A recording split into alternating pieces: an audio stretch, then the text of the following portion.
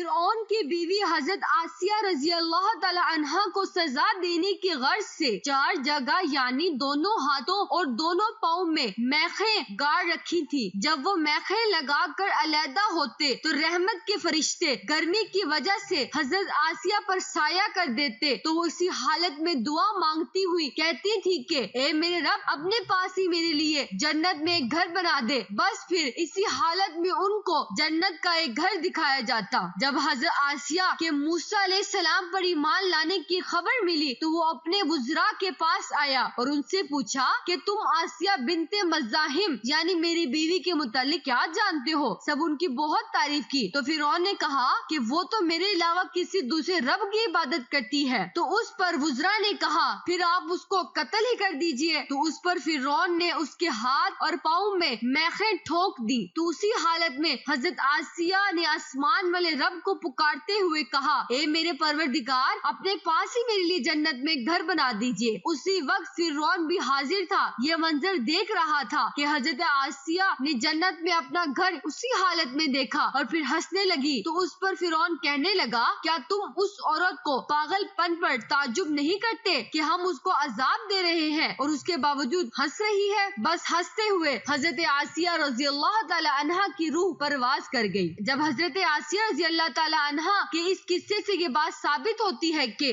مظلوم بیوی اگر ظلم ڈھائے جانے کی حالت میں کوئی دعا کرے تو اللہ اس کو خوب سنتے ہیں اور فوراً قبول کر لیتے ہیں، جیسے حضرت آسیہ رضی اللہ تعالی عنہا نے فرعون کے ظلم سے نجات اور جنت میں اپنے لیے گھر بنانے کی دعا کی تو اللہ نے اسی حالت میں اسی وقت جنت میں بنا ہوا اس کو گھر دکھا دیا۔ اس لیے ظلم ڈھانے والے شوہر اس بات کو یاد رکھے کہ حالت مظلوم میں اگر بیوی کے زبان سے کوئی بد دعا ان کے حق میں نکل گئی تو عین ممکن ہے کہ اسی وقت قبول ہو جائے اور اس کا ستیہ ناس ہو جائے۔ اس قصے میں ایک قابل غور اور عجیب بات یہ بھی ہے کہ جب حضرت آسیہ نے اپنے ظالم خاوند کی سزا کے تمام جتن برداشت تو کر لیے مگر اس کے حق میں بد دعا کا کلمہ زبان سے نہیں نکالا بلکہ یوں کہا کہ اے اللہ تو مجھے ہی ان ظالموں سے نجات دے دے۔ یہ بالکل ایسے ہی ہے جیسے حضور پر اہل طائف نے خوب ظلم ڈھائے، اس کے باوجود جناب نبی کریم صلی اللہ علیہ وآلہ وسلم نے ان کے حق میں باوجود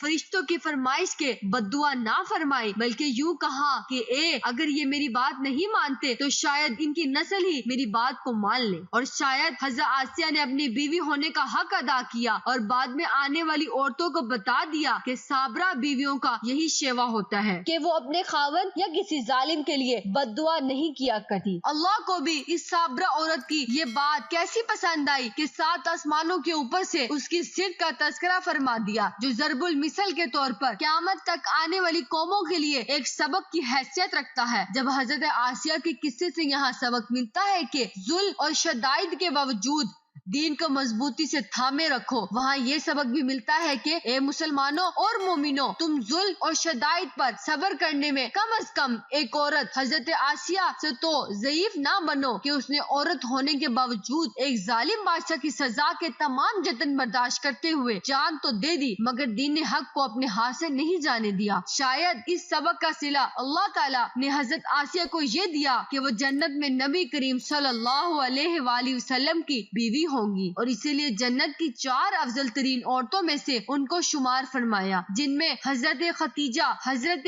فاطمہ، حضرت مریم اور حضرت آسیہ ہیں، جیسے امام اجر طبرانی اور حاکم نے ابن عباس سے اس سلسلے میں ایک مرفوع حدیث نقل کی ہے کہ رسول اللہ صلی اللہ علیہ وآلہ وسلم نے فرمایا جنت کی افضل ترین عورتوں میں سے حضرت مریم بنت عمران، حضرت آسیہ بنت مزاحم رضی اللہ تعالی عنہ فرعون کی بیوی ہیں۔